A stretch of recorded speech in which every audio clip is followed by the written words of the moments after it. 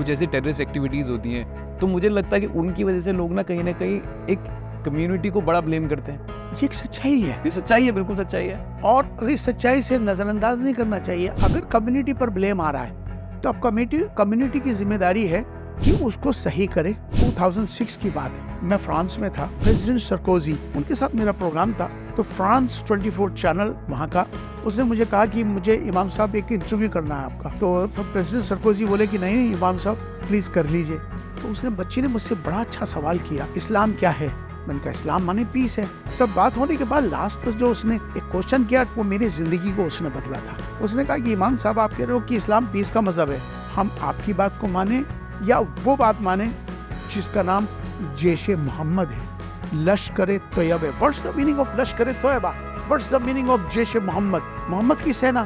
तो कह रहे हैं कि जो वो आतंकवाद फैला रहे हैं, नाम जैशे मोहम्मद रखा है, ISIS रखा है, इस्लामिक स्टेट रखा है, और वो इनोसेंट लोगों को बम से उड़ा रहे हैं, तो कौन सा इस्लाम माने? वो वाला सही है, ये वाला सही है? मैंने कहा ऑफ कोर्स वो वाला सही है जो इस्लाम असल है।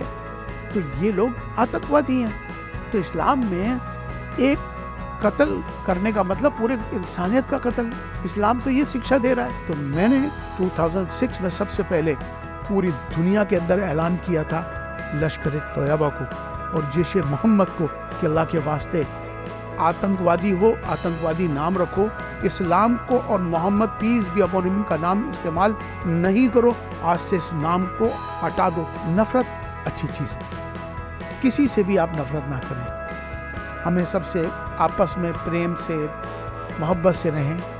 और इसमें सबसे बड़ी जिम्मेदारी मैं उन तक भी पहुंचाना चाह रहा हूं जो धर्मगुरु हैं। हर मस्जिदों से, मंदिरों से, मठों से, चर्चों से, गुरुद्वारों से, जो भी रिलीजियस प्लेसेस हैं, वहाँ से उनके धर्मगुरुओं को यह शिक्षा देनी चाहिए। यही शिक्षा दें कि इंसान और इंसानियत और भारत और भारतीयता, तो आप यकीन माने कि सब कुछ बदल जाएगा, सब मोहब्बत बन जाएंगी, एक हो जाएंगे।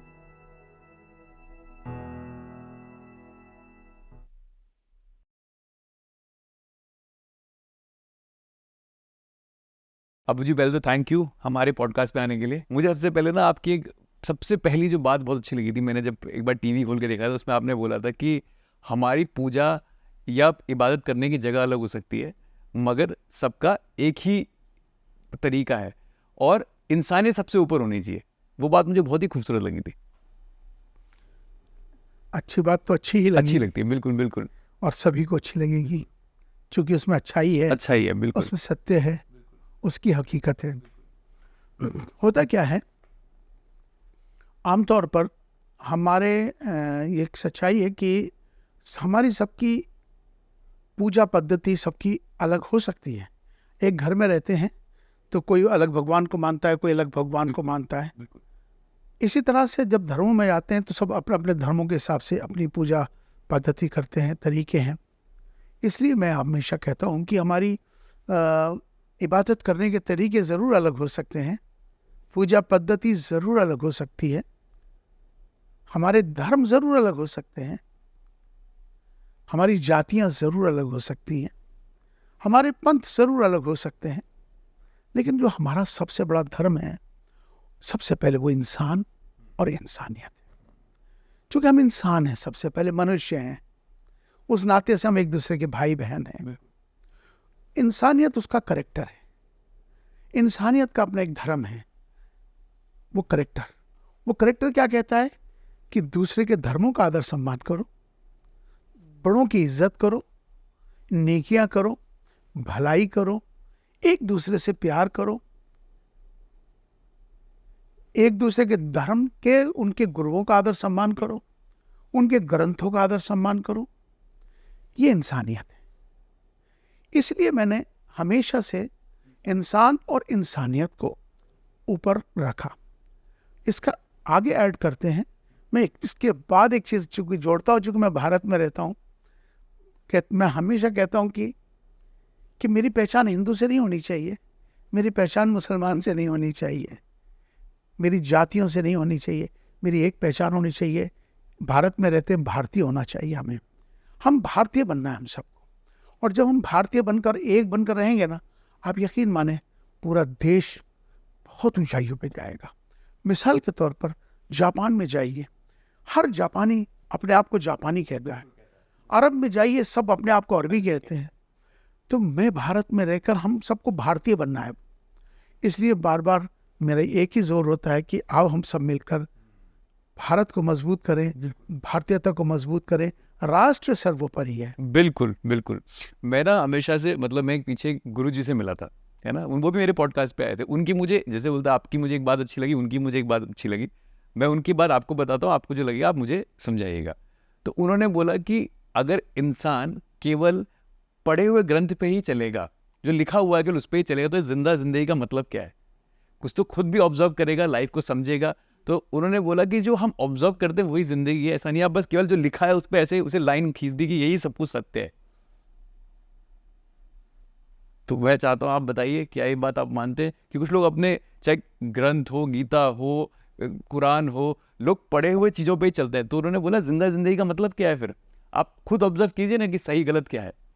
यकीनन चूंकि मनुष्य है हम, बिल्कुल और मनुष्य सबसे श्रेष्ठ है। बिल्कुल उसको अकल दी है, आंखें दी, कान दिया, सोचने समझने की सलाहियत दी, अच्छा बुरे को करने की सलाहियत दी। इसीलिए उन्होंने कहा, बिल्कुल जो गुरुजी थे, जो उन्होंने कहा उनका हम सम्मान करते हैं उनकी बात का। और मुझे लगता है कि चूंकि कर्म होता है, मैं अक्सर एक बात कहता हूं अपने बौद्धिक में, अंकित,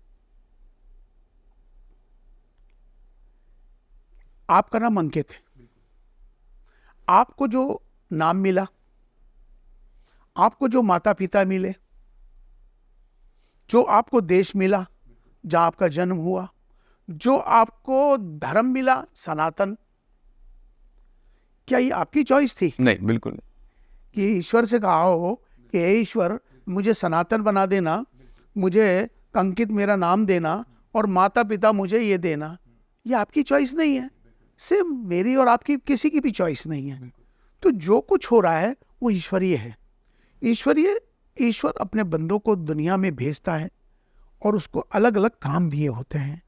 मेरा अपना मत है कि मेरे करने से कुछ नहीं हो रहा, और ना मैं अपनी मर्जी से आया हूं, ना मैं अपनी मर्जी से जा रहा हूं, और ना ही ये कर्म जो हो रहे हैं अपनी मेरी मर्जी से हो रहे हैं।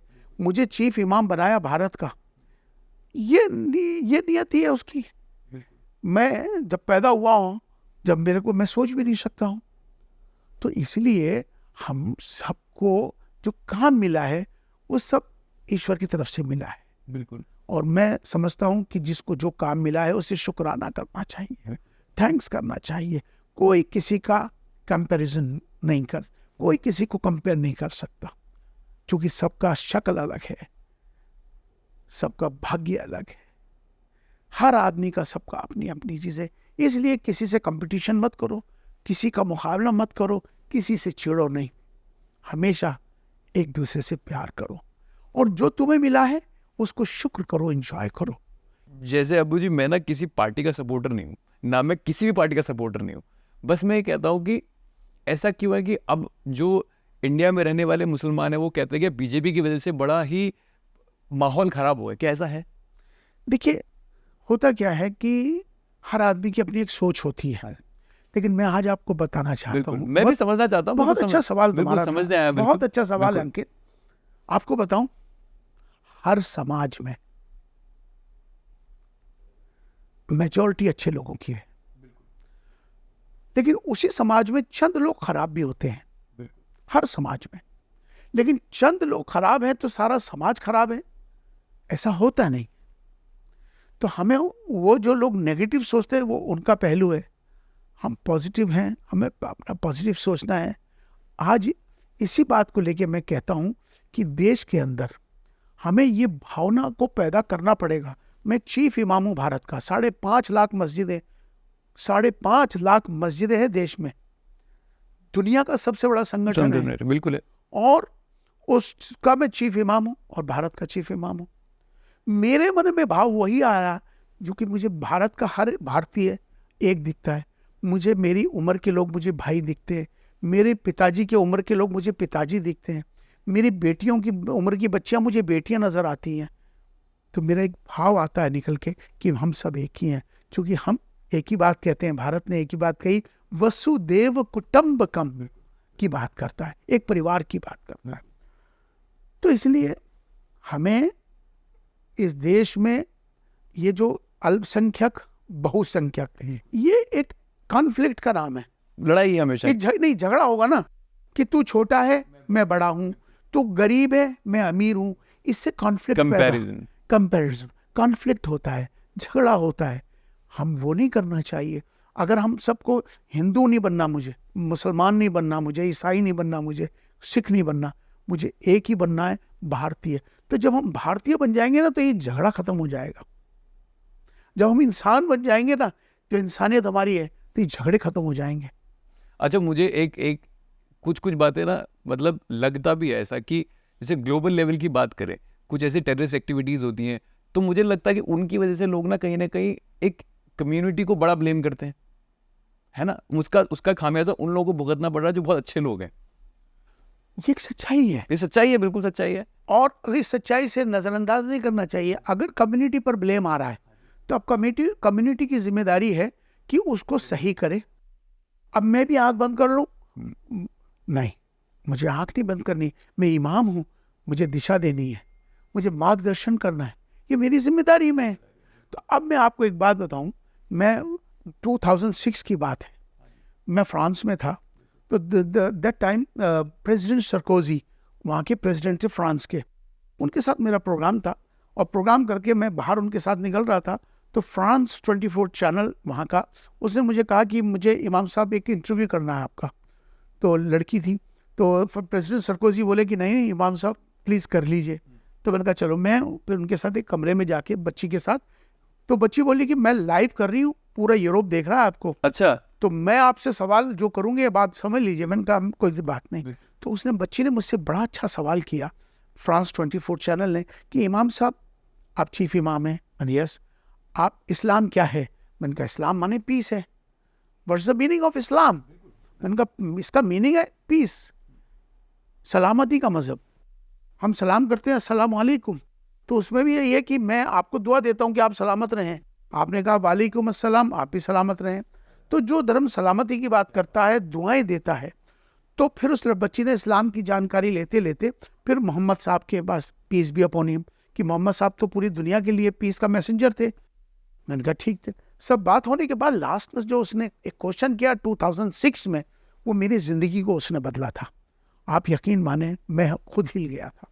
उसने कहा कि इमाम साहब आप कह रहे हो कि इस्लाम पीस का मज़हब है, आप कह रहे हो कि इस्लाम में आप मोहम्मद पीस बी अपॉन हिम वो एक पीस के मैसेंजर थे, पूरी दुनिया के लिए, पूरी इंसानियत के लिए थे। तो क्या हम आपकी बात को माने या वो बात माने जिसका नाम जैश मोहम्मद है, लश्कर तैयबा है? What's the meaning of Lashkar Taiba? What's the meaning of Jaish Mohammed? मैंने कहा कि जैश मोहम्मद को माने जैश मोहम्मद की सेना, लश्कर तैयबा माने मोहम्मद की सेना। तो कह रहे हैं कि जो वो आतंकवाद फैला रहे हैं, नाम जैश मोहम्मद रखा है, ISIS रखा है, इस्लामिक स्टेट रखा है, और लश्कर तैयबा रखा है मोहम्मद के नाम से, पीस बी अपॉन हिम, और वो इनोसेंट लोगों को बम से उड़ा रहे हैं। तो कौन सा इस्लाम माने? वो वाला सही है, ये वाला सही है? मैंने कहा ऑफ कोर्स वो वाला सही है जो इस्लाम असल है। तो ये लोग आतंकवादी हैं। तो इस्लाम में एक कत्ल करने का मतलब पूरे इंसानियत का कत्ल। कुरान में अल्लाह फरमाते हैं नीचे निगाह करके चलो, तुम्हारे पैर से कोई चींटी ना मर जाए। इस्लाम तो ये शिक्षा दे रहा है, और ये आप क्या कर रहे हैं? तो मैंने 2006 में सबसे पहले पूरी दुनिया के अंदर ऐलान किया था लश्कर तैयबा को और जैश मोहम्मद को कि अल्लाह के वास्ते आतंकवादी हो, आतंकवादी नाम रखो, इस्लाम को और मोहम्मद पीस बी अपॉन हिम का नाम इस्तेमाल नहीं करो, आज से इस नाम को हटा दो। सबसे पहला दुनिया का मैं इमाम था, चीफ इमाम भारत, जिसका ऐलान मैंने किया था। तो मकसद कहने का है कि जब एक सच्चाई है, हकीकत है कि तकलीफ़ें आती हैं, लेकिन हक बात को बोलने के लिए, मार्ग दिशा दिखाने के लिए, मार्गदर्शन देने के लिए हमें खुलकर आगे आना होगा। तभी समाज एक अच्छा बनेगा, तभी बुराइयां खत्म होंगी। अच्छा, ऐसा बिल्कुल आपने सही बात बोली। जो मुझे इस्लाम समझ में आता है उसका मतलब यही है। बट ऐसा कौन सा इस्लाम है जो वो पढ़ रहे हैं जिसे वो बताते कि हम भी पढ़े हैं? ऐसा उनको क्या ट्रेन किया था? ऐसा क्या पढ़ाया जा रहा है उनको? वेरी नाइस, बहुत अच्छा सवाल अंकित तुमने किया है। दर्शकों को ये बताना बहुत जरूरी है, क्योंकि ये आपका मन की बात नहीं है। बिल्कुल, ये सबके मन की एक जनरल सवाल है। ये जनरल सवाल है।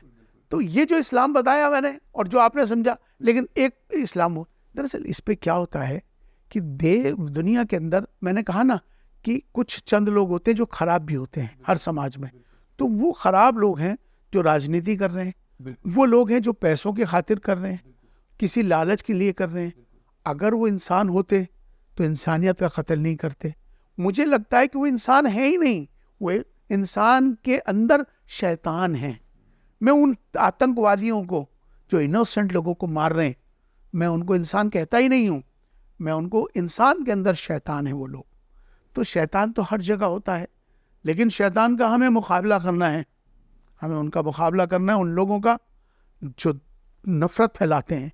मुकाबला उनको करना है कि जो इंसानियत को तबाह कर रहे हैं, हमें उन सब के लिए मिलकर एक साथ खड़ा होना होगा। बिल्कुल। मुझे एक बात ना मुझे बिल्कुल सही लगी थी, एक बार योगी जी ने बहुत पहले बात बोली थी कि बहुत लोग उन्हें सोचते हैं कि वो मुस्लिम अपोजर हैं, है ना, बिल्कुल उनकी एक इमेज ऐसी क्रिएट हुई यूपी में। पर उन्होंने एक बात बोली थी कि मैं उन लोगों के अगेंस्ट हूँ जो इस देश को अपना नहीं समझते। उन लोगों के अगेंस्ट नहीं हूँ कि कोई कम्युनिटी के अगेंस्ट नहीं हूँ, केवल उन लोगों के अगेंस्ट हूँ जो इस देश को अपना नहीं समझते। मुझे लगता है कि वो हर पार्टी में कुछ ना कुछ कमियां भी होंगी, हर पार्टी में कुछ ना कुछ अच्छाइयाँ भी होंगी, बट हमें कुछ ना कुछ एक पॉजिटिव नज़र से तो देखना ज़रूरी है। अब मैं इसका क्या एग्जाम्पल दूँ? जब वो शुरू में जैसे बने तो लोगों ने कहा कि योगी जी बहुत टाइट हैं और हम पर बड़ा जुल्म कर रहे हैं।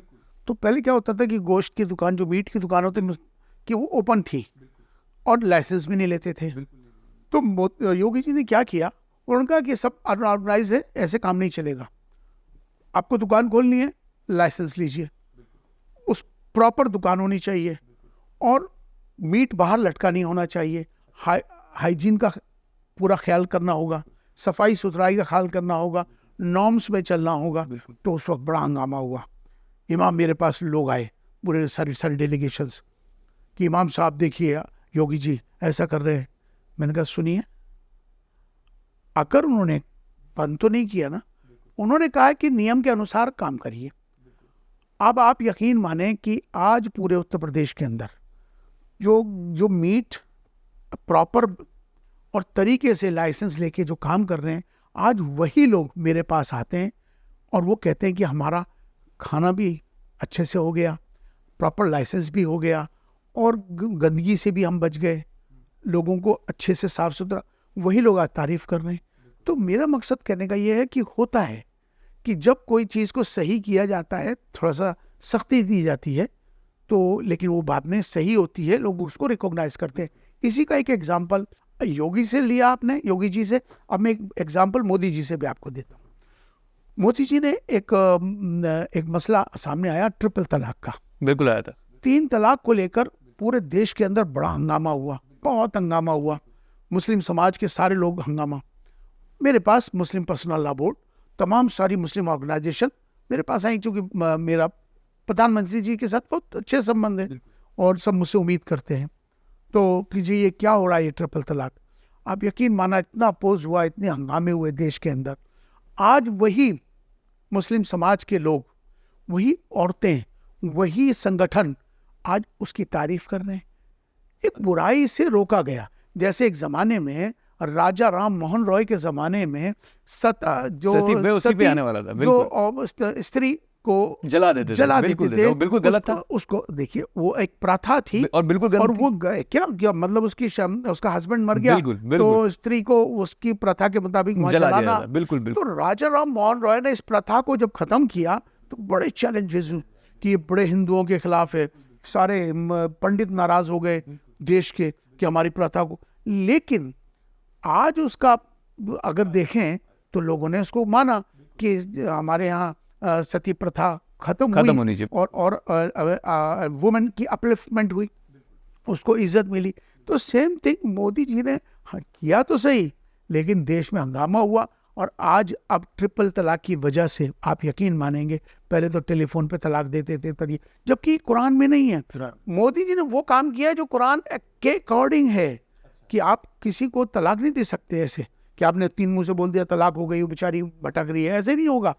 कुरान कहता है कि तलाक देना है आप दीजिए, लेकिन उसका रीज़न होना चाहिए उसमें गवाहियाँ होनी चाहिए, और एक वक्त में नहीं होगा, 30 दिन का 30 दिन का 30 दिन का 90 दिन का पीरियड हो, क्योंकि गुस्से में आदमी शराब के बहुत नशे सारी में बातें आया, होती हैं, बिल्कुल। गुस्से में आया, अपनी बीवी को खाना गर्म नहीं मिला, या बच्चे मैं तुझे तलाक देता हूँ, तो वो तलाक नहीं है, गुस्से में हो गया ठीक है, लेकिन उसका एक प्रॉपर गवाही हो, प्रॉपर लोग हों, चीज़ें हों, तो उसको एक अच्छे से बना दिया, तो अब वो बन गया तो एक अच्छा हो गया। एजुकेशन पे आते हैं। अच्छा, जो मुझे, जैसे आपने बोला हर सवाल जनरल क्वेश्चन है, जो मुझे लगता है मैं वही बात आपसे करूँगा। तो मुझे लगता है एजुकेशन सेक्टर में ऐसा है, मैं एक बार मेरे कोई घर में कोई काम करने वाले थे, वो मेरे पास आए और उन्होंने बोला कि मेरी बेटी ना पढ़ना चाहती है, बट उसके पापा उसे पढ़ने नहीं दे रहे। और शायद ये मैंने ना मुस्लिम कम्युनिटी में बहुत देखा है, वो लोग अर्ली स्टेज पे बच्चों को पढ़ाई के लिए रोक देते हैं और दूसरे काम में लगा देते हैं। आपको ये नहीं लगता कि, मुझे ऐसा लगता है कि बहुत सारी कमी इस चीज़ में भी है कि जितने ऑफिसर निकलेंगे उतना ही स्टेबल एक बात रखने का मौका भी मिलेगा एक कम्युनिटी को। मैं इस बारे में ये कहना चाहता हूँ कि ये बात सच है कि हमारे यहाँ एजुकेशन की कमी थी, और 2006 के अंदर रंगानाथ कमीशन की सिफारिश भी हुई, सच्चर कमेटी की रिपोर्ट आई, जिसमें बताया गया था कि हालात बहुत नीचे हैं। बिल्कुल। लेकिन अब हालात चेंज हुए, हमेशा समय में परिवर्तन आता है, हाँ, जल्दी नहीं आता, आराम से आता है। और परिवर्तन आता है, समय लगता, तो परिवर्तन आना शुरू हुआ है। अभी आप देखें कि 50 बच्चे सिविल सर्विसेज में मुसलमान निकले हैं बिल्कुल। तो अब इस साल, बिल्कुल पिछली बार निकले, फिर उससे निकले, तो इन जब से मोदी जी की गवर्नमेंट खास तौर पे आई है, तो मैं किसी पार्टी की बात नहीं कर मैं रहा भी पार्टी की बात नहीं करता। और मैं मोदी जी की बात इसलिए कर रहा हूँ क्योंकि देश के प्रधानमंत्री हैं। अब कोई अच्छा करेगा तो उसको अच्छा कहना पड़ेगा, और कोई खराब है तो उसको खराब कहना पड़ेगा। तो मेरा उस नज़रिए से कि जब से मोदी जी आए, तो खास तौर पे हमारी, चूंकि लड़कियों की बात करी आपने, तो बच्चियों के लिए एक लाडली स्कीम उन्होंने लाए, जिसमें सबसे लाडली स्कीम लाए वो मुसलमानों के लिए नहीं लाए थे, वो लाडली स्कीम लाए थे कॉमन सभी बच्चियों के लिए। बिल्कुल। तो लेकिन सबसे ज्यादा बेनिफिट हुआ मुस्लिम बच्चियों के लिए। अच्छा। लाडली में चूंकि बच्चियां पढ़ाते नहीं थे, पैसे होते नहीं थे, तो अब एक आया, तो एक हालात बने, माहौल बना, तो बच्चियां हमारी पढ़ने लग गई, बच्चे पढ़ने लग गए। तो ये देखिए, पढ़ाई किसके लिए काम आती है? पढ़ाई आपको भी, समाज को भी, और देश को भी ऊपर लेके आती है। बिल्कुल। ज्ञान सबके लिए होना चाहिए, ज्ञान से सबको फायदा पहुंचता है। बिल्कुल। मतलब मेरा इसमें ये कहने का मतलब था, आपकी बात लोग क्यों सुन रहे हैं? क्योंकि आप पढ़ लिख गए हैं और आप एक पोजीशन पे हैं। मैं ये कहना चाहता हूँ, किसी कम्युनिटी की बेटी अगर उठ के अगर अच्छी पोजीशन पे बैठेगी, तो उसकी बात सुनने वाले कितने लोग होंगे?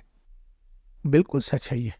एक बात बताऊं अंकित, एक बेटी पढ़ाने का मतलब बेटी नहीं होता। बिल्कुल बिल्कुल। एक बेटी को पढ़ाने का मतलब पूरे खानदान का पढ़ाना, पूरे परिवार का पढ़ाना। क्योंकि एक बच्ची पढ़ जाती है ना, बिल्कुल, तो फिर उसके से बच्चे जो आते हैं, फिर जो परिवार आता है, पॉपुलेशन कंट्रोल पे वापस आते हैं। तो क्या हुआ पॉपुलेशन कंट्रोल में? एक बात है, आपने देखा होगा, अगर मैं एक कम्युनिटी वाइज भी बात करूं, अगर मैं एक कम्युनिटी बोलूँ, चलो हिंदुओं का ग्राफ देखते हैं, तो वो तो डिक्लाइन हुआ है, बस मुस्लिम पॉपुलेशन में इंक्रीमेंट हुआ है। तो ये तो अच्छी बात है ना कि सपोर्ट दे रहे हैं। ऐसा कहाँ बोला कि हम किसी को अपोज कर रहे हैं? ऐसा बोल रहे हैं ना कि अरे ये तो चीज़ें इंप्रूव ही हुई है ना? आप माइनॉरिटी से थोड़ा सा ऊपर आए, है ना? मतलब आपका पॉपुलेशन और बड़ी है थोड़ी सी। देखिए, मेरा इस पे बिल्कुल अलग नजरिया। हाँ, बिल्कुल बिल्कुल। देखिए, पॉपुलेशन के मामले में इसे धर्म से मत जोड़िए। नहीं, मैं मैं कंट्रोल की बात कर रहा हूँ, मैं की बात कर रहा हूँ। मैं आपसे भी कहता हूँ, बिल्कुल, और तमाम सभी से कहना चाह रहा हूँ कि हर चीज को हम धर्म से जोड़ लेते हैं कि यार मुसलमानों के बच्चे ज्यादा हो गए, हिंदू के बच्चे कम हो गए। अरे ये सब सोच से ऊपर जाओ, ज्ञान हासिल करो। बच्चों की बात होती है। देखिए, पॉपुलेशन, आज एग्जाम्पल दे रहा हूँ जापान का। जापान ने एक वक्त में बच्चों को रोका, तो आज उनके यहाँ जवान बच्चों की तादाद 0 हो रही है, कम हो रही है, बूढ़े ज्यादा हो गए। अब वो कह रहा है कि जी बच्चे पैदा करो। चाइना ने अपनी रोकने के लिए उसने एक सिस्टम, एक कानून बनाया जिससे रोक गए। अब उसकी जो जो जो जो जवान बच्चे हैं वो कम हो रहे हैं उसके यहाँ। अभी हमारे यहाँ पूरी दुनिया के अंदर जो भारत है ना, सबसे नौजवान है, यंग है भारत। क्यों? क्योंकि हमारे यहाँ पॉपुलेशन सबसे ज्यादा बड़ी प्रॉब्लम भी तो है देश के लिए। तो नहीं, कोई प्रॉब्लम कुछ नहीं होती है। प्रॉब्लम नाम नेगेटिविटी का, पॉजिटिव बात करिए मुझसे। नेगेटिव माने कोई बात नहीं होगी, पॉजिटिव बनिए यार। पॉपुलेशन ज्यादा हो रही है तो ईश्वर देगा ना, पालानार तो ईश्वर है यार, तुम हो क्या? देश को कौन चला रहा है? हम चला रहे हैं क्या? ईश्वर चला रहा है। प्रॉब्लम भी तो तभी क्रिएट हो रही है क्योंकि पॉपुलेशन बहुत ज्यादा है। अरे भाई, जब पॉपुलेशन ज्यादा होगी तो उसके जराए भी तो ज्यादा बनेंगे, आपके अंदर कुछ करने की भावना भी तो पैदा होगी। तो इसीलिए पॉपुलेशन का बढ़ने का मतलब ये है कि हाँ, अगर देश को उससे नुकसान हो रहा है, परिवार बढ़ रहा है, तो उसके रास्ते हमें खोजने चाहिए, उसके रोजगार के, हमें उसके खाने की, पीने की, उसकी लिविंग की, उसकी चीज़ों की फिक्र आनी चाहिए। लेकिन अभी हमें किसी खास धर्म से नहीं कहना कि तुम्हारे बच्चे इतने हो रहे हैं, मेरे इतने हो रहे हैं। हमें जनरल बात बिल्कुल, करनी आपकी बात चाहिए। बिल्कुल सही है। हमें बात करनी चाहिए जनरल। तो जब जनरल बात करते हैं तो मुझे भी अच्छी लगती है, आपको भी अच्छी लगेगी। जब मैं कहूँगा अंकित तुम हिंदू हो यार, तुम बच्चे ज्यादा मत पैदा बिल्कुल, करो, बिल्कुल। तो खराब लगेगा आपको। मुसलमान को कहोगे वो खराब। तो हमें इस समय वो बात नहीं करनी है, हमें जनरल बात करनी है। भारत की देश है, ये परिवार है। जब हम देश में रहते हैं तो देश की फिक्र सबके अंदर आनी चाहिए। तो इसलिए हम इस तरफ आगे बढ़ना चाहिए। जी बिल्कुल। अच्छा, एक जब आपने एक मुहिम चलाई कि आप जब राम मंदिर की प्राण प्रतिष्ठा हुई तो आप गए, और मुझे वो मैसेज भी बिल्कुल सही लगा। आपने बोला कि जब बात लोगों को जोड़ने की हो तो मेरा वहाँ जाना था कि एक मैसेज है कि हम सब साथ के हैं, सब साथ हैं। बिल्कुल। तो उस बारे में चाहता हूँ आप थोड़ी सी बात करें। उस बारे में क्या बताएं अंकित, क्योंकि उसमें तो आपके काफी अगेंस्ट भी है लोग। नहीं, पूरा मेरे अगेंस्ट बहुत ज्यादा बहुत थे। ज्यादा है, हाँ बिल्कुल। देखिए क्या हुआ कि प्राण प्रतिष्ठा के लिए राम जन्मभूमि न्यास ने मुझे निमंत्रण भेजा, और तमाम प्राइम मिनिस्टर ने और तमाम सब ने मिलकर ये फैसला किया था कि भाई जब सारे धर्म आ रहे हैं तो मुसलमान भी आने बिल्कुल चाहिए। बिल्कुल। ऐसा उनका भाव था अच्छा, कि सब धर्मों के लोगों को बुला रहे तो हैं। क्या ऐसा था कि आपको इनविटेशन आया था, बाकी काफी लोगों को इनविटेशन आया था मुस्लिम कम्युनिटी में? मुझे मालूम नहीं कि किसके अच्छा, पास आया, लेकिन मेरे पास आया, ये मुझे मालूम है। बिल्कुल। और आप गए भी सम्मान और से? मैंने जब वहां से निमंत्रण आया तो 2 दिन मैंने सोचा, क्योंकि मुझे मालूम था कि मेरी कम्युनिटी मुझे सेंटिमेंट जुड़ा है, बिल्कुल। कि क्या कहने वाली है। लेकिन मेरे मन में एक भाव आया राष्ट्रहित में, मेरे मन में भाव आया सर्वधर्म संभाव, मेरे मन में भाव आया सौहार्द। क्यों यार, हम सब, मेरे मस्जिद में सारे हिंदू आते हैं मोस्टली। अच्छा। मैं रूहानी को देखता हूँ, मैं सुबह 10 से 12 बैठता हूँ, मेरे 40,000 मुरीद हैं, हिंदू हैं सारे, जो मेरे पास आते हैं। तो उनको तो कोई भाव ऐसा लगता नहीं। आप दरगाहों पे जाइए, सारे हिंदू जाते हैं। तो क्या अंकित मुसलमान मस्जिद में आए तो मुसलमान हो गए क्या? नहीं, मैं तो बहुत जाता हूँ। तो क्या इमाम साहब वहाँ मंदिर चले गए क्या? इमाम साहब हिंदू हो गए क्या? दरअसल क्या है कि ये सोच आदमी को छोटा बनाती है। एक ईश्वर है। और आपको मैं बताऊं अंकित, मैं जब वहां गया, आप यकीन माने, मैं जो सोच रहा था उससे कहीं ज्यादा मुझे वहां इज्जत मिली। तमाम, मैं अकेला था वहां, इमाम, चीफ इमाम था भारत का। पहुंचने के बाद सारे अयोध्या वासी ने वेलकम किया। जितने संत बैठे थे उन्होंने हाथ उठाया, खुशी का इजहार किया कि हमारे इमाम साहब आ गए। अब उन्होंने कहा अब भारत पूरा हो गया, ऐसे भाव थे सबके। और मैं बैठा, उन्होंने सबसे ज्यादा इज्जत दी। वहां से फिर आया। लेकिन क्या होता है कि मैंने कहा ना कि हर समाज में मेजोरिटी अच्छे लोगों की है, चंद लोग खराब भी होते हैं। तो मेरे खिलाफ कुफ्र का फतवा जारी हुआ। बिल्कुल। पहला फतवा, 3 फतवे जारी हुए, एक भारत से, एक पाकिस्तान से, एक अमेरिका से। 3 फतवे जारी हो गए, 2 डिजिटल थे, बाकी एक मैनुअल, कि ये इमाम साहब कुफ्र के स्थान पे जाके, कुफ्र स्थान में, अब ये इस्लाम से, अब इनको चीफ इमाम के पद से इस्तीफा देना चाहिए। अरे मैंने बेवकूफ़ हो, अकल से काम लो। तुम्हारे कहने से मैं नहीं गया, और ना तुम्हारे कहने से मैं पद को हटने वाला हूँ, और ना मैं तुमसे डरने वाला हूँ इन तुम्हारी बातों से। बट ये लोग कौन है जो ऐसा करते हैं? कट्टरपंथी लोग होते हैं हर समाज में, जो समाज को जोड़ना नहीं चाहते। वो लोग होते हैं जो आपस में लड़ाकर देश को तोड़ना चाहते हैं। ये वो बाहरी शक्तियां होती हैं जो हमारे देश के अंदर एक नहीं चाहती। ये वो लोग होते हैं जो हमारे इंसान और इंसानियत को नहीं रखना चाहते। तो मैंने कुफ्र का जो फतवा आया था, उस कुफ्र के फतवे में उन्होंने जो फतवा जारी किया था वो बड़ा इंपॉर्टेंट था। उसमें उन्होंने 3 शब्दों पे मुझे कुफ्र जारी कर दिया था। फतवा माने आदेश होता है, एक राय होती है जिसमें ये इस्लामिक दृष्टि से, मैंने उनसे कहा कि पहली बात तो भारत इस्लामिक देश नहीं है, तो यहाँ फतवा तुम्हारा लागू नहीं होता, लेकिन फिर भी मैं जवाब तुम्हें ज़रूर इसलिए दूंगा क्योंकि तुम्हें पता होना चाहिए। तुमने कहा कि 3 फतवा जारी हुआ, उसमें मैंने कहा कि आप प्राण प्रतिष्ठा में गए, चीफ इमाम होने के नाते आपको जाना नहीं चाहिए था। तो मैंने उनको कहा कि मैं चीफ इमाम हूँ भारत का, और प्राण प्रतिष्ठा में मैं इसलिए गया कि देश के अंदर आपसी सौहार्द बने, आपस में ये देश सर्वधर्म संभाव का है, अनेकता में एकता का है, तो उसको लेके ध्यान में सोचकर मैं वहाँ गया। नंबर 2, आपने कहा कि इंसान और इंसानियत ऊपर है, धर्म नीचे है। आपने इंसानियत को ऊपर कर दिया, धर्म को नीचे कर दिया। तो मैंने कहा बेवकूफ़ हो, अकल से इंसान पागल। तो सबसे पहले ऊपर ही है। वही, पहले मैं जब भी तो इंसान हूँ, जब मैं सबसे पहले एक अच्छा इंसान बनूंगा तभी मैं एक अच्छा मुसलमान। मुझे उसके लिए सबसे पहले अच्छा इंसान बनना। बिल्कुल। इंसानियत उसका कैरेक्टर है जो मैं करके आया। तुम्हारी प्रॉब्लम तुम जानो। तीसरी बात, तुमने कहा कि आपने ये कर दिया कि जो धर्म है, धर्म जो है नीचे कर दिया और राष्ट्र सर्वोपरि कर दिया। तो मैंने कहा कि हम जिस राष्ट्र में रहते हैं, जिस देश में रहते हैं, वो मेरा धर्म है कि देश हमें देता है सब कुछ, हम भी तो कुछ देना सीखें। ये भाव जब तक अगर आपके अंदर नहीं आएगा तो आप कामयाब नहीं हो सकते। लेकिन फिर भी अगर तुम नहीं समझ पा रहे हो, तुम्हारा फतवा तुम जानो, ये फतवा तुम्हारे मुंह पे मैं मारता हूँ, मैं ऐसे फतवों को नहीं मानता। तो ये सब चीज़ें चलती हैं। मैं एक बात और आपको बताना चाहता हूँ। अभी मैं 1 साल पहले की बात, मैं कोल्हापुर गया। तो कोल्हापुर में मेरी इमामों की बड़ी बैठकें चल रही थी, प्रवास था, दौरा चल रहा था। तो कोल्हापुर में एक बहुत प्राचीन मठ है, हजारों साल पुराना। तो वहाँ स्वामी जी को पता चला, क्योंकि वो जो मेरे मुरीद थे वो भी उनके मुरीद थे हिंदुओं में, तो कि इमाम साहब आए हुए हैं। तो स्वामी जी ने कहा कि यार इमाम साहब से मुझे मिलने की बड़ी तमन्ना है, इमाम साहब को हमारे मठ में ले आओ। तो उन्होंने रिक्वेस्ट करी, मैंने कहा अच्छा भाई चलते हैं। तो मैं मठ चला गया। स्वामी जी ने बहुत बड़ा काम कर रहे हैं, उसका मठ का नाम है कनेरी मठ।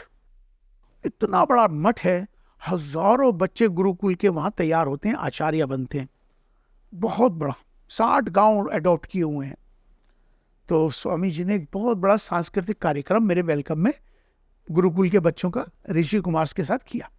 तो जो बच्चे बैठे थे, अपना सारा कार्यक्रम करने के बाद, तो जितने बच्चे आचार्य थे फाइनल ईयर्स के, वो मेरे आगे बैठे थे। तो बहुत बच्चे थे। तो स्वामी जी ने सब कुछ करने के बाद बोले, इमाम साहब इन बच्चों से कोई प्रश्न करना चाहें तो कर लीजिए। तो मैंने कहा कि नहीं ऐसी कोई बात नहीं, कह रहे करिए ना, हमें अच्छा लगेगा। तो मैंने एक सवाल किया, अंकित, मैंने बच्चों से पूछा, मैंने बच्चों तुम आचार्य बन गए हो, मंदिरों में जाओगे, अब पुजारी बन जाओगे, अब प्रैक्टिकल पे आओगे, थ्योरी हो गई, अब प्रैक्टिकल पे जाना है। मेरा एक प्रश्न है आपसे बच्चों, कहने बताओ, मैंने भगवान में और ईश्वर में क्या अंतर है? अब गुरुजी कह लगे, मैं बोलता हूँ, मैंने कहा कि देखिए आप तो ज्ञानी है, आप नहीं, मेरे बच्चों से सवाल है। तो बच्चे जो थे कहने लगे, इमाम साहब भगवान में और ईश्वर में कोई अंतर नहीं, वो एक ही है। तो मोस्टली बच्चों ने मुझे एक ही बात बताई कि भगवान में और ईश्वर में कोई अंतर नहीं है। अच्छा, थोड़ी देर बाद एक बच्चे ने हाथ उठाया, जब सबको उसने सुन लिया बड़े कॉन्फिडेंस के साथ कि इमाम साहब मैं बताऊंगा। मैंने कहा वेरी गुड। तो मैंने कहा अपना परिचय कराओ बेटा। तो कहने लगा मेरा नाम आचार्य राम प्रसाद। तो मैंने कहा इसमें है कुछ ताकत, जो बच्चा बड़े कॉन्फिडेंस से कह रहा है कि मैं बताऊंगा। तो सबसे पहले कहता है, इमाम साहब आपने बड़ा सरल प्रश्न किया है। हमने कहा सरल कैसे? कहते ये कोई प्रश्न है जो आपने कर दिया कि भगवान में और ईश्वर में क्या अंतर है? मैंने कहा हाँ बेटा। कहने लगे इमाम साहब वेरी इजी, जो चीज जन्म लेगी किसी से भी, जो पैदा होगी, वो भगवान हो सकती है, वो ईश्वर नहीं हो सकती, क्योंकि ईश्वर निराकार है, वो अजन्मी है, वो किसी से जन्म नहीं लेता, वो फिर वो एक ही है, ब्रह्म, एकम ब्रह्मम तथ्य नास्ति, वो एक ईश्वर है, वो किसी से पैदा नहीं होता। तो मुझे, क्योंकि हमारे यहाँ भी सेम थिंग, कुल हु अल्लाहु अहद अल्लाहु समद लम यलिद वलम यूलद वलम यकुल लहु कुफुवन अहद। ईश्वर निराकार है, उसका कोई रूप कोई आकार नहीं है, वो अजन्मी है, वो किसी से जन्म नहीं लेता। सेम थिंग हमारे यहाँ अरबी में, सेम थिंग राम प्रसाद आचार्य ने, बच्चे ने मुझे संस्कृत में बता दिया।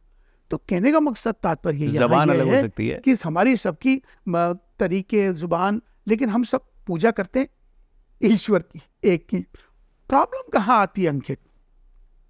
कोई दुनिया में ये नहीं कहता कि ईश्वर दो हैं। क्या कहते हैं?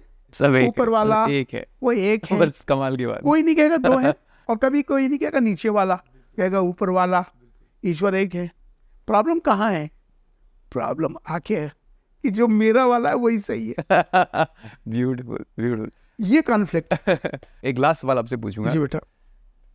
इस देश में जहाँ पे लोग शाहरुख सर को, सलमान सर को इतने तहे दिल से प्यार करते हैं, किसको? शाहरुख सर को, सलमान सर को, सलमान खान शाहरुख खान सर को, मतलब प्यार करते हैं ना, बॉलीवुड स्टार हैं तो प्यार करते हैं उन्हें ना। तो उस देश में कोई ऐसा थोड़ी प्यार करता है कि मैं केवल मुस्लिम कम्युनिटी प्यार करती है कि हिंदू कम्युनिटी प्यार करते हैं, है ना। तो और शाहरुख सर ने शादी की, गौरी से शादी की, जो एक हिंदू कम्युनिटी से आती है। वहाँ किसी को कोई प्रॉब्लम नहीं, वहाँ प्यार में कोई कमी नहीं है, वहाँ किसी के दूसरी मजहब में शादी करने से प्रॉब्लम। बट नीचे स्तर पे आओगे तो आदमी को हर चीज़ से प्रॉब्लम है एक दूसरे से। तो क्या ये रिलीजन जो है सब कुछ है, क्या ये गरीब आदमी के लिए बना है कि केवल अमीरों के लिए भी है? नहीं, दरअसल क्या है कि जो चीज़ दिखती है और जो चीज़ ज़्यादा पॉपुलर होती है, लोग उसकी तरफ बढ़ते हैं। और ये स्वाभाविक है। एक जो फिल्म के लोग होते हैं, 24 घंटे लोग उनको फिल्में देखते हैं, उनसे उनके साथ उनका ताल्लुक़ हो जाता है। इसी तरह धर्म के जो लोग होते हैं उनसे भी लोग आकर्षित होते हैं। आपने तो फिल्म के लोगों का नाम दिया, मैं आपको धर्म के ऐसे ऐसे बड़े बड़े संतों का नाम दूंगा जिनसे लोग प्यार करते हैं, और हर धर्म के लोग प्यार करते हैं। बिल्कुल। तो इसी तरह राजनीतिक में अगर आप आए तो मोदी जी से सभी लोग प्यार करते हैं। ऐसा नहीं है कि हिंदू ही प्यार करता है, क्योंकि वो एक काम कर रहे हैं, देश के प्रधानमंत्री हैं, तो एक छवि बनती है, काम बनता है, उसकी लोग उसको चाहते हैं। तो सबका अपना अपना एक नजरिया। मतलब मेरा कहने का मतलब ये था कि क्या है, किसी ने बहुत अमीर परिवार में किसी मुस्लिम या हिंदू कम्युनिटी में शादी, वहाँ कोई प्रॉब्लम नहीं किसी को, और वो अच्छी बात भी है। बट आप जब जमीनी स्तर पे आएंगे तो लोगों को बड़ी प्रॉब्लम है। तो मेरा ये कहना है कि वो एजेंडा अलग अलग स्केल पे चेंज क्यों होते रहते हैं? लेकिन मेरा इसमें थोड़ा सा बिल्कुल बिल्कुल, आपका टेक ही जाना चाहूँगा। बिल्कुल, मैं इसके पक्ष में नहीं हूँ। अच्छा, मैं क्यों कहता हूँ, इसके पीछे भी एक राज है। अपनी कम्युनिटी, अपने समाज और अपने लोगों में शादी करनी चाहिए। वो बना रहता है, माहौल बना रहता है। नहीं, माहौल की बात नहीं, सबसे बड़ी बात ये कि हम एक दूसरे के जो संस्कार और एक दूसरे की तहजीब, एक दूसरे के मामला, एक दूसरे को समझते होते हैं। एकदम दूसरे मजहब की बच्ची इस मजहब में आती है, एडजस्ट नहीं हो पाती, उसके संस्कार, उसकी इबादत चीज़ें बिल्कुल अलग होती हैं, खाना पीना रहन सहन बिल्कुल अलग हो जाती है, वो एडजस्ट नहीं कर पाती, लड़ाई शुरू हो जाती है। तो क्यों है, जब ऐसे रिश्ते का फ़ायदा क्या जिसमें झगड़ा हो? बट ऐसे ही परिवार तो बहुत खुशी से रह रहे हैं। नहीं, मेरा मकसद कहने का ये है कि हमें ये सोचना चाहिए कि अपने लोगों में ही शादी करें, अपने समाज में करें, अपने, इससे एक दूसरे को एडजस्ट होने में कोई प्रॉब्लम नहीं आती। तो इससे बेहतर है कि भाई अगर जब जो चीज़ आप 99% डिवोर्स के या केस चल रहे हैं इस वजह से, तो क्यों जिस चीज़ से झगड़ा हो रहा है, जो चीज़ सेटल नहीं हो रही, तो उधर क्यों जाने का? तो अपनी कम्युनिटी में करो, अपने लोगों में करो। गुरुकुल और मदरसे में क्या फ़र्क है? गुरुकुल में और मदरसे में कोई फ़र्क नहीं है। एक लैंग्वेज का फ़र्क है, एक शब्दों का फ़र्क है। अब एक लैंग्वेज में जिसको मदरसा कहा जाता है और उसको अरबी में कहते हैं मदरसा, और उसको संस्कृत में कहते हैं गुरुकुल। तो ये दोनों एक ही हैं, और लेकिन एक संस्कृत में और एक अरबी में। लेकिन मैं आपको एक बात बताना चाहता हूँ, मेरा बड़ा एक अच्छा एक्सपीरियंस हुआ है, और जो मैं दर्शकों को ख़ास तौर पे बताना चाहता हूँ। मेरे बड़े भाई ऋषिकेश में रहते हैं, तो ऋषिकेश में उनका सबसे बड़ा आश्रम है। हिंदुस्तान का सबसे बड़ा आश्रम है परमार्थ निकेतन। अच्छा। तो परमार्थ निकेतन मेरे बड़े भाई हैं। तो मेरे जो बड़े भाई हैं उनका नाम है स्वामी चिदानंद सरस्वती जी महाराज। अच्छा। तो स्वामी चिदानंद जी का जन्मदिन था और मैंने सोचा कि स्वामी जी को क्या गिफ्ट करें, क्या दुआएं करें, तो कुछ नया करना चाहिए।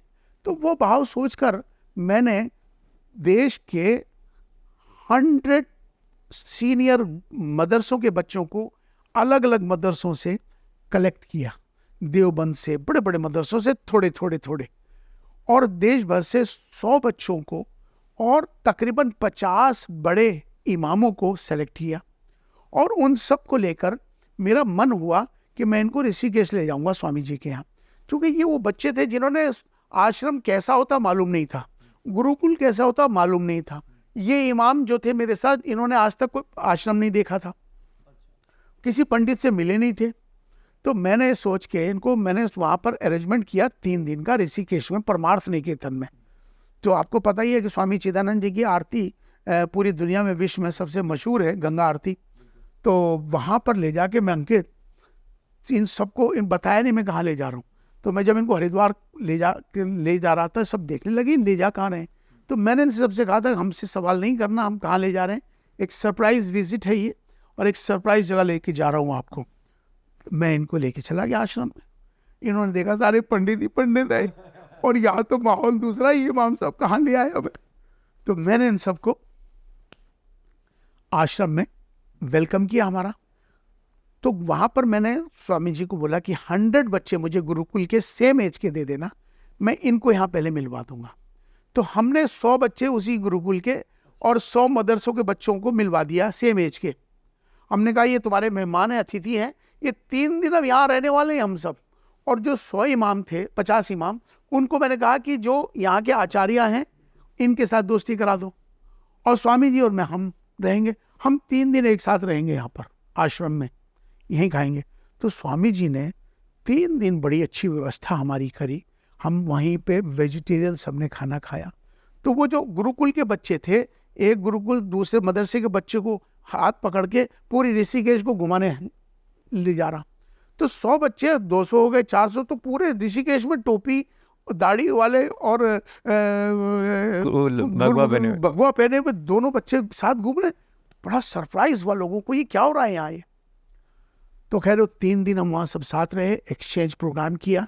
हमने उनकी भक्ति, हमने अपनी भक्ति, वो क्या पढ़ते हैं हम क्या पढ़ते हैं, इनके बीच में बड़ा आपस में समन्वय हुआ। ये तो एक जनरल बात है, लेकिन इसके पीछे जो असल बात बताने वाला हूँ, जो मुझे भी नहीं मालूम था ऐसा हो जाएगा। 3 दिन के बाद अंकित जब एक साथ रहे, खाया पिया, एक साथ रहे, तो बहुत मोहब्बत हो गई थी, भाई हो गए थे एक दूसरे से।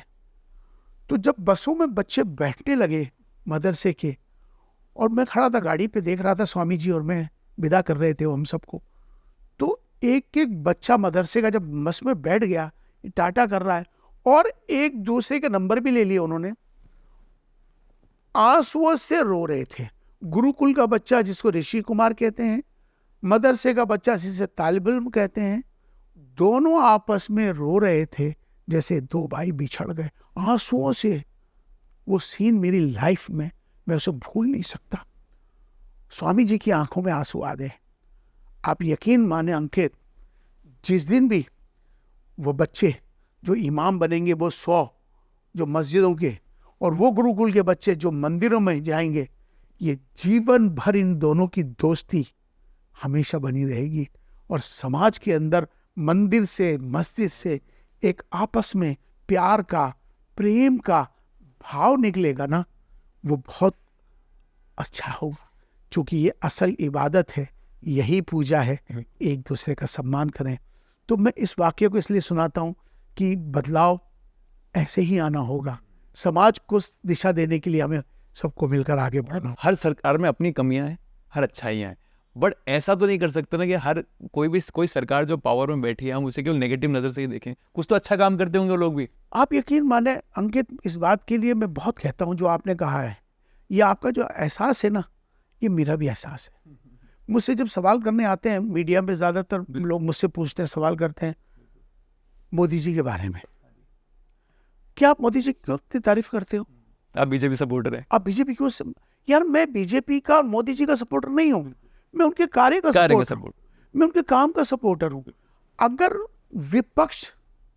विपक्ष इतना ईमानदार होता, इतना अच्छा होता, क्योंकि मेरा उन पर मेरा भरोसा इसलिए नहीं उठा, उन पर मेरा भरोसा खत्म हो गया विपक्ष पर, क्योंकि जब से 2014 से लेकर आज तक मोदी जी की सरकार है, विपक्ष अगर उनको अच्छे के कार्य को अच्छा कहता और खराब कार्य को खराब कहता, तब मैं ईमानदार मानता कि विपक्ष ईमानदार है।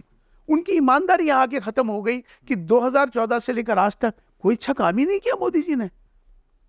तो इसलिए ईमानदारी वहां होनी चाहिए जहां होनी चाहिए, और ये ईमानदारी तब होती है कि जब आप खुद ईमानदार होते हैं। बिल्कुल, क्योंकि कहते हैं ना कि घड़ी भी दिन में 2 बार सही, खराब घड़ी भी दिन में 2 बार सही समय तो बता दी है। तो एक वो तो इंसान है जो काम कर रहे हैं, कुछ तो सही करते हैं। आप तारीफ तो करिए ना उनकी, बिल्कुल, कहीं तो तारीफ कीजिए, कुछ तो करिए, तभी तो लोग मैं किसी सपोर्टर नहीं हूं, तभी विपक्ष पर विश्वास लोग करेंगे। आज विपक्ष के साथ विश्वास क्यों उठ गया? क्योंकि विपक्ष ईमानदार नहीं। बस जाते जाते मैं कहना चाहता हूँ अबू जी, आप कह दीजिए कुछ जो लोगों के काम आए बहुत, कि ये धर्म और चीज़ों से बहुत ऊपर उठें और इंसानियत को ही सपोर्ट करे। नहीं, मेरा मैं चाहता हूँ लास्ट मैसेज तो मैं लास्ट मैसेज मैं खास तौर पे नौजवानों को दूंगा। बिल्कुल, अब यकीन माने, मैं मन में ये जो भाव पैदा हो रहा है ना, इस भाव में कि हिंदू और मुसलमान, ईसाई और सिख, हमें उससे ऊपर उठना है, इंसान और इंसानियत को आगे लाना है। और हम भारत में रहते हैं तो हमें भारतीय बनना है। क्यों बनना है भारतीय हमें? क्योंकि भारतीय शब्द एक करता है, जोड़ता है। हिंदू और मुसलमान तोड़ रहा है कि ये हिंदू, ये मुसलमान, ये अमीर, ये गरीब, ये काला, ये गोरा। इन सब से ऊपर उठकर हमें एक बनना होगा, और एक बनने के लिए भारत में रहते तो भारतीय बनना होगा, और इंसान है तो सबको एक इंसान बन के रहना होगा। इंसानियत, उसका जो धर्म है, उसे अपनाना होगा। तो मैं यकीन मानना एक बड़ा बदलाव आएगा, क्योंकि आज हमारा देश बदल रहा है। आज इस भारत की अगर आप बात करें, जो आज का बदलता भारत है, आज का नवीन भारत, आज का उत्तम भारत, इस बदलते भारत की यही तस्वीर है कि हमें सबको अल्पसंख्यक, बहुसंख्यक, अमीर, गरीब, जाति, धर्म, उससे ऊपर एक होना है, भारतीय बनना है। तो मेरी नौजवानों से खास तौर पर यही अपील है कि सब भारतीय बन जाओ और एक हो जाओ, और अपने भारत के प्रति आगे बढ़ो, अपने परिवार के साथ रहो, सब मिल के रहो, हंसी खुशी रहो, और अपने जो संस्कार हैं और अपनी जो संस्कृति है उसमें बरकरार रहो। बस ज़्यादा मेरा ये कहना है कि कमी किस देश में नहीं है, किस इंसान में नहीं है, किस पॉलिटिकल पार्टी में नहीं है। बस ये जो आपने लास्ट मैसेज कहा वो beautiful, that was very important. बस एक चीज़ और मैं बताना चाह रहा हूँ, बस यही कि नफरत अच्छी चीज़ नहीं है। किसी से भी आप नफरत ना करें, हमें सबसे आपस में प्रेम से, मोहब्बत से रहें। और इसमें सबसे बड़ी जिम्मेदारी मैं उन तक भी पहुंचाना चाह रहा हूं जो धर्म के धर्मगुरु हैं। हर मस्जिदों से, मंदिरों से, मठों से, चर्चों से, गुरुद्वारों से, जो भी रिलीजियस प्लेसेस हैं, वहाँ से उनके धर्मगुरुओं को यह शिक्षा देनी चाहिए। वही यही शिक्षा दें कि इंसान और इंसानियत और भारत और भारतीयता। तो आप यकीन माने कि सब कुछ बदल जाएगा, सब मोहब्बत बन जाएंगी, एक हो जाएंगे। यही हमारा पैगाम है, इसी पैगाम को हम करना है, पैगाम मोहब्बत जो सबको लेके साथ चले। Thank you Abu ji, thank you so much, thank you.